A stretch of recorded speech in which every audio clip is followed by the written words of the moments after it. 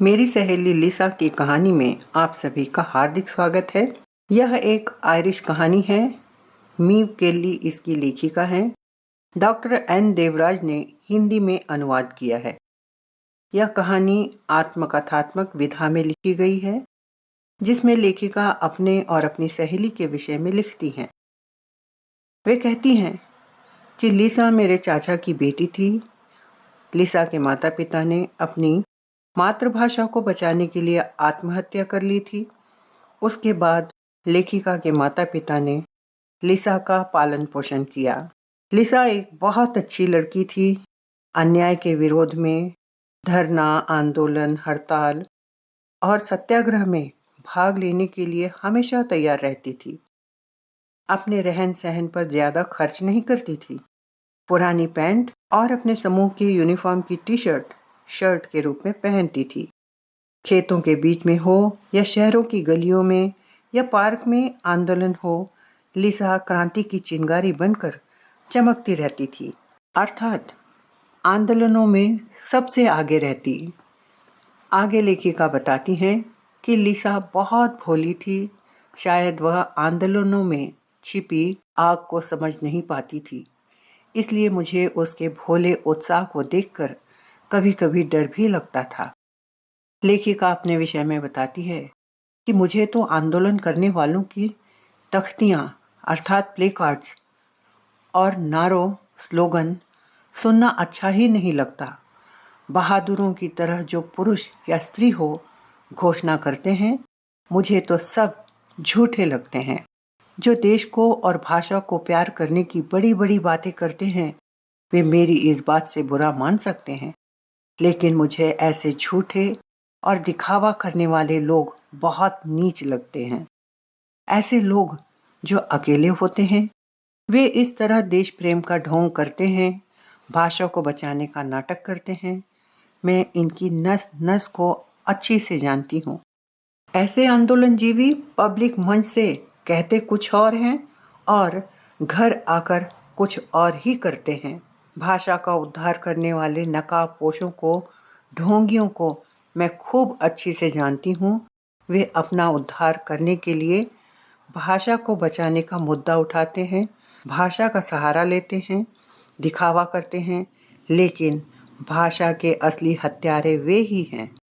वे अपने भाषणों में कहते हैं कि किसी व्यक्ति की पूजा नहीं करना चाहिए, लेकिन खुद के सम्मान मिलने पर बहुत गौरव का अनुभव करते हैं, जिसका मतलब है कि वे जो कहते हैं वह सिर्फ दूसरों के लिए और खुद के लिए दूसरे ही नियम, कायदे, कानून मानते हैं। मन से प्रामाणिक सच्चाई की बात करते हैं, लेकिन व्यक्तिगत जीवन में सिर्फ झूठ उनके जीवन का एकमात्र मंत्र है।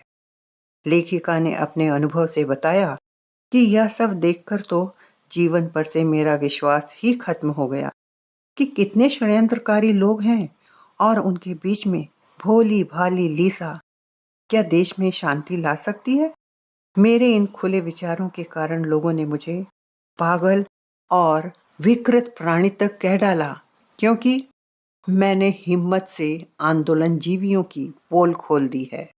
ऐसे षड्यंत्रकारियों से दुखी होकर मैंने शहर के बाहर बीच बागीचे में अपना घर बनाया, जिससे मेरे पास आने वालों को कठिनाई हो, 4 मील चलकर आना पड़े और उसके बाद मेरे पास उनके स्वागत सत्कार के लिए न मीठे शब्द हैं और न ही नाश्ते पानी का इंतजाम। फिर भी कुछ लोग मुझसे चंदा बटोरने के लिए आ ही जाते हैं। वे सब अपने मुद्दों का बहाना लेकर आते हैं, तो मैं उन्हें 2 रुपए दे देती हूँ। वह भी इंसानियत के नाते उसके बदले समारोह में आने का निमंत्रण भी देते हैं, तो मैं मुस्कुराकर सिर्फ जरूर कहती। वे भी समझ जाते कि मैं नहीं जाऊंगी, क्योंकि मैं उनकी असलियत जानती हूँ, इसलिए उनके प्रति कोई उत्साह नहीं दिखा पाती। अपना परिचय देकर लेखिका लिसा के बारे में बोलती हैं कि लिसा मेरे जैसी नहीं है। वह बहुत भोली है और भोलेपन में उन्हीं का साथ देती है जो उसके विचारों के विरुद्ध काम कर रहे हैं। लिसा उस आधुनिकता का विरोध करती है जो देश की सुंदरता को खत्म करते हैं, अपनी संपत्ति के लिए दूसरों को नुकसान पहुंचाते हैं, लेकिन भोलेपन में लिसा ऐसे दुष्टों का साथ दे रही है। मातृभाषा को बचाने के लिए लिसा के माता पिता ने आत्महत्या की, लेकिन लिसा ने जीवित रहकर दुष्टों का साथ दिया। विकलांगों के लिए आंदोलन करके लिसा ने ओक आश्रम बनाया। भाषा की बारीकियों को समझाने के लिए अच्छे शिक्षकों को लेकर आई, लेकिन यह पवित्र काम वह अकेली ही करती रही। लिसा हमेशा दूसरों के भले के लिए लड़ती रही। उसने कभी अपने बारे में नहीं सोचा और न ही उन लोगों को समझा जो उसके उत्साह, उत्तम विचार का उपयोग करके अपना उल्लू सीधा कर रहे थे। वह हमेशा जरूरतमंदों की सहायता के लिए तैयार रहती थी, लेकिन उसका भोलापन उसे ले डूबा। लिसा की उम्र 80 साल हो गई है। उसका घर 2 एकड़ के खेत के बीच में बना है। जैसे जैसे लिसा की उम्र बढ़ती जा रही थी, उसकी शक्ति कम होती गई। वैसे वैसे ही शहर के राक्षसों की नजर उसकी 2 एकड़ की भूमि पर पड़ी कि कैसे हथिया लिया जाए। इसके लिए उन शहरी राक्षसों ने कहा कि हजारों लोगों के पास खड़े होने के लिए जगह नहीं है और उनके सर पर छत नहीं है। ऐसे में इस बूढ़ी औरत को 2 घर क्यों चाहिए? और ऐसा बोलने वाले वे ही लोग हैं जिनके लिए आंदोलनों में लिसा साथ खड़ी रहती थी, और वे राक्षस उन बेघर लोगों को घर दिलाने के लिए तख्तियां लेकर नारे लगा रहे थे लिसा के खिलाफ। यह देखकर लेखिका ने लिसा से पूछा, यह क्या हो रहा है? लिसा बेचारी उत्तरहीन हो गई। उसको भी अब जाकर सच्चाई समझ में आई कि क्या हो रहा है, लेकिन धीरे धीरे उसे समझ में आई। उसने कहा, तुम्हारा कहना सही है, मैंने काम तो सही किया लेकिन गलत लोगों के साथ। इतना सुनने के बाद लेखिका ने लिसा को न्याय दिलाने के लिए तख्तियां उठाई और नारे लगाए। 76 ईयर्स की उम्र में लेखिका का पहला और आखिरी विरोध था जो उन्होंने लिसा के लिए किया था, जिसका परिणाम यह हुआ कि लिसा के जीते जी कोई उसकी 2 एकड़ जमीन हड़पने नहीं आया। हाँ, मृत्यु के अगले ही दिन उसके घर पर एक चिट्ठी चिपकी हुई थी। लेखिका ने उसे पढ़ा नहीं। उनका उत्साह भी खत्म हो चुका था, क्योंकि लेखिका लिसा की तरह भाषा को बचाने का उत्साह नहीं रखती थी। तो इस प्रकार लेखिका मीव केल्ली ने अपनी सहेली लिसा के जीवन और उसके संघर्ष के बारे में बताया कि उसके भोलेपन का फायदा दुष्ट लोगों ने किस प्रकार उठाया, जो ढोंगी थे, बदमाश थे, और सीधी सादी लिसा बेचारी उनके जाल में फंसती गई और अपना सब कुछ खो दिया। इस प्रकार लेखिका ने लिसा की कहानी बताने के लिए अपनी कहानी भी बताई। लिसा के चरित्र को उजागर करने के लिए लेखिका ने अपने स्वभाव के बारे में भी बताया। अब हम विशेषता भी देख लेते हैं कि इस कहानी से संदेश तो यही मिलता है कि उत्तम विचार रखने के साथ साथ इतनी सूझबूझ भी रखना चाहिए कि हम किसके साथ खड़े हैं और उनका इरादा क्या है। अन्यथा अच्छे विचार होकर भी फायदा गलत लोग ले लेते हैं। अतएव हमें सदैव सतर्क रहना चाहिए और बहुत सोच समझकर अपने मित्रों का और जिनके साथ हम काम करते हैं उनकी परख करने की नज़र भी हमें साथ ही साथ बढ़ाते रहना चाहिए। और यही लिसा की कहानी है। आशा करती हूँ आपको लिसा की कहानी समझ में आ गई होगी। धन्यवाद। अब पाठ्य सामग्री में हम आगे बढ़ते हैं। प्रश्न पत्र में सबसे पहला प्रश्न आता है, एक शब्द या वाक्य में उत्तर लिखिए। 1 into 10 is equal to 10। 10 प्रश्न होंगे, 10 प्रश्न के उत्तर लिखना है और एक एक प्रश्न 1 अंक के लिए होता है, जिसमें आपको एक शब्द में ही उत्तर लिखना चाहिए। अगर एक शब्द से उत्तर पूरा नहीं लगता है तो ही आप वाक्यांश या वाक्य लिखिए। तो आप देख रहे हैं स्क्रीन पर किस प्रकार प्रश्न बनाए गए हैं और प्रश्न पत्र में दिए गए निर्देशों का पालन ही करना चाहिए। जैसा कि आप देख रहे हैं यहाँ प्रश्न 1 है। पहला प्रश्न है, लेखिका के चाचा की बेटी कौन? उत्तर है लिसा। चाचा चाची ने किसे बचाने के लिए आत्महत्या की थी? मातृभाषा। लिसा का पालन पोषण किसके माता पिता ने किया था? लेखिका। आंदोलन सत्याग्रह में लिसा क्या बनकर चमकती थी? चिंगारी। लिसा लेखिका के किस रिश्तेदार की बेटी थी? चाचा चाची। तो यहाँ पर आप देख रहे हैं कि प्रश्न के उत्तर हमने एक शब्द में दिए हैं। आपको पूरा उत्तर लिखने की आवश्यकता नहीं है। जैसे आंदोलन सत्याग्रह में लिसा चिंगारी बनकर चमकती थी, इतना लंबा उत्तर लिखने की आवश्यकता नहीं है। आप केवल चिंगारी लिखेंगे। अभी मैं सभी प्रश्नों को नहीं पढ़ूंगी, अन्यथा वीडियो बहुत लंबी हो जाती है। अब हम अगले प्रश्न की ओर बढ़ते हैं। अब हम दूसरे प्रश्न की ओर बढ़ते हैं। दूसरा प्रश्न है ससंदर्भ व्याख्या कीजिए। कोई दो 7 × 2 = 14, अर्थात 7 अंक के लिए 2 प्रश्न करना है। 3 में से कोई 2 प्रश्न दिए जाएंगे। तो आपको पूरी किताब में से अलग अलग चैप्टर से 3 वाक्य दिए जाएंगे जिनकी आपको ससंदर्भ व्याख्या करना है। तो यहाँ आप उसका फॉर्मेट देख सकते हैं कि सबसे पहला बिंदु होता है संकेत। वह इसलिए लिखा जाता है कि आप 3 में से जो प्रश्न कर रहे हैं तो किस प्रश्न का उत्तर आप लिख रहे हैं, वह ठीक से समझ में आने के लिए जो वाक्य दिया गया है उसका पहला और दूसरा शब्द लिखकर बीच में डैश डैश छोड़कर अंतिम शब्द लिखे जाते हैं, जिससे स्पष्ट रूप से समझ में आता है कि यह कौन से वाक्य की ससंदर्भ व्याख्या की गई है। दूसरा बिंदु होता है प्रसंग। इसमें आपको किताब का नाम, चैप्टर का नाम और उसके लेखक का नाम लिखना होता है।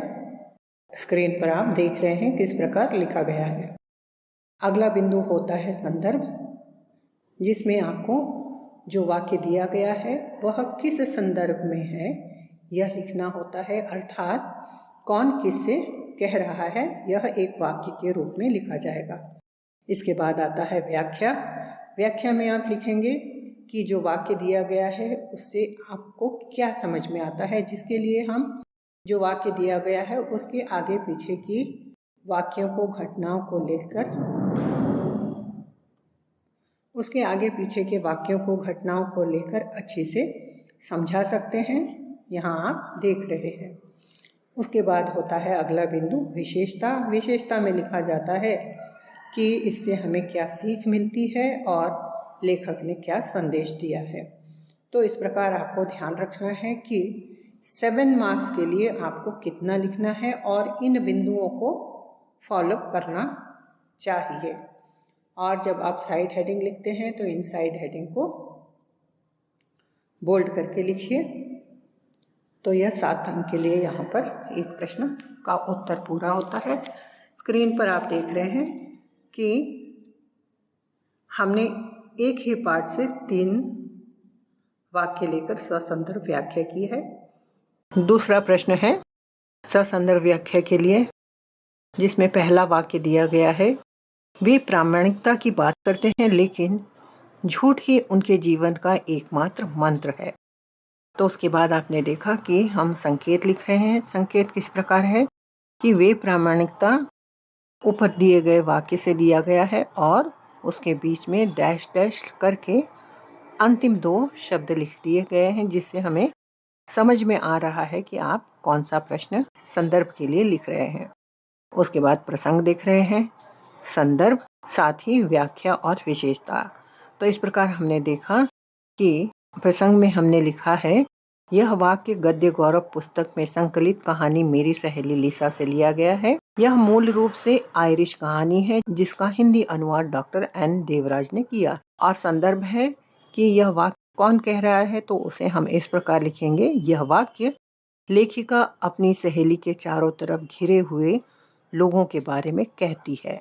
अगला बिंदु है व्याख्या। तो आप देखेंगे हमने व्याख्या को किस प्रकार समझाया है। उसके आगे पीछे के जो वाक्य हैं उनका सहारा लिया है कि यह वाक्य लेखिका अपनी सहेली लिसा के सीधेपन को बताने के लिए कहती है कि वह एक ऐसी सीधी सादी भोली भाली लड़की है, साफ दिल से जरूरतमंदों की सहायता करती है तथा अपने देश के विकास में मातृभाषा संस्कृति को आगे बढ़ाने के लिए प्रयासरत रहती है। लेकिन उसके इस उत्साह और सीधेपन का फायदा वे लोग उठाते हैं जो मंच पर से सच्चाई की बात करते हैं, लेकिन उनके जीवन में हर कदम पर झूठ का ही सहारा लेते हैं। उनका जीवन पूरी तरीके से झूठ से भरा हुआ है और लिसा उन बेईमान लोगों को अपने जैसा समझकर उनके साथ खड़ी रहती है। वह सभी को अपने जैसा समझती है। इसलिए लेखिका ने लिसा की सरलता को स्पष्ट करने के लिए कहा है कि उसके चारों तरफ के झूठे और मक्कार लोगों के बारे में वे कहती हैं कि वे भाषण तो देते हैं, बातें तो करते हैं प्रामाणिकता की, लेकिन खुद अप्रामाणिक हैं। विशेषता यही है कि अच्छे कार्य अवश्य करना चाहिए, हमेशा दूसरों की मदद करना चाहिए, लेकिन कुपात्र को पहचानना भी आना चाहिए, अन्यथा हमारी अच्छी भावना का दुरुपयोग बुरे लोग कर लेंगे, जैसा कि लिसा के साथ हुआ। तो यहाँ पर हमने पहला प्रश्न विस्तार से समझा दिया है आपको वीडियो में, और 2 प्रश्नों को हम नहीं समझाएंगे जिससे वीडियो अधिक लंबी ना हो। अब हम आगे बढ़ेंगे तीसरे प्रश्न की ओर, जो है किन्हीं 2 प्रश्नों के उत्तर लिखिए। 15 × 2 = 30 कि 3 प्रश्न दिए जाएंगे, 3 में से किन्हीं 2 प्रश्नों के उत्तर लिखना है। तो उसका फॉर्मेट भी आप यहाँ देख रहे हैं कि आप 3 में से जो भी प्रश्न कर रहे हैं उसका शीर्षक लिखेंगे, उसके बाद लेखक का संक्षिप्त परिचय होगा, उसके बाद आएगा सारांश,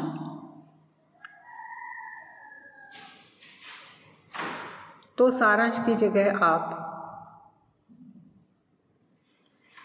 जो प्रश्न दिया गया है उसकी साइड हेडिंग बनाएंगे। जैसे कई बार चरित्र चित्रण दे दिया जाता है, या कई बार उस चैप्टर में किसी समस्या के बारे में बताया गया है तो उस समस्या के बारे में साइड हेडिंग बनाई जाएगी। तो वह आपको प्रश्न के आधार पर बनाना होगा। और अगला बिंदु होता है विशेषता। तो विशेषता में आपको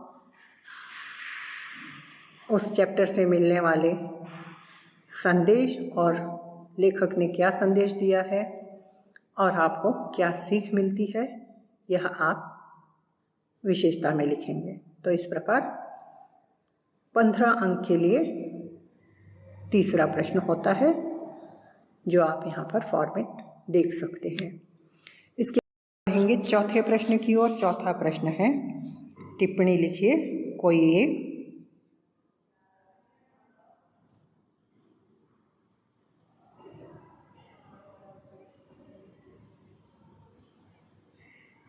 टिप्पणी के अंतर्गत आपको पूरी किताब में से किसी कैरेक्टर के नाम दे दिए जाएंगे, कोई स्थान या घटना के नाम दिए जाएंगे, उस पर आपको किसी पूरी किताब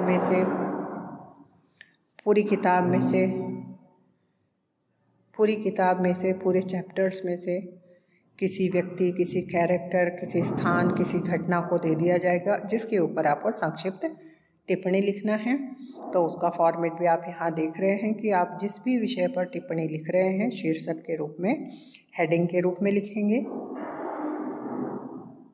उसके बाद उसका परिचय देंगे कि यह कौन से किताब की और कौन से पाठ से लिया गया है, और उसके लेखक का नाम लिखेंगे। और उसके बाद अगले पैराग्राफ से लिखा जाएगा शॉर्ट नोट। तो आपको इस बात का ध्यान रखना है कि कितने अंक के लिए हमें 6 मार्क्स के लिए हमें कैसे टिप्पणी तैयार करना है, क्योंकि कई बार ऐसे विषय दे दिए जाते हैं जिस पर बहुत अधिक लिखा जा सकता है। तो इस बात का ध्यान रखना है कि अगर कम अंक के लिए है, 6 अंक के लिए है, और उस टॉपिक पर बहुत अधिक मटेरियल है, तो उसको कैसे समराइज़ करें, उसमें से खास बातों को लिखना होगा। जैसा कि आप यहाँ स्क्रीन पर देख रहे हैं कि टिप्पणी कैसे तैयार की गई है। मैं यहाँ पर कि जो टेक्स्ट बुक है, टेक्स्ट बुक पर आधारित चारों प्रश्नों के उत्तर हमने इस वीडियो में बना दिए हैं, जिसे आप सैंपल के रूप में कंसीडर कीजिए। समझने के लिए यह वीडियो बनाई गई है और जो भी प्रश्न वीडियो में दिए जाते हैं उनके अतिरिक्त प्रश्न भी आ सकते हैं, लेकिन इन वीडियो से आपको एक अंदाज़ा लग जाता है कि कैसे प्रश्न पूछे जाते हैं।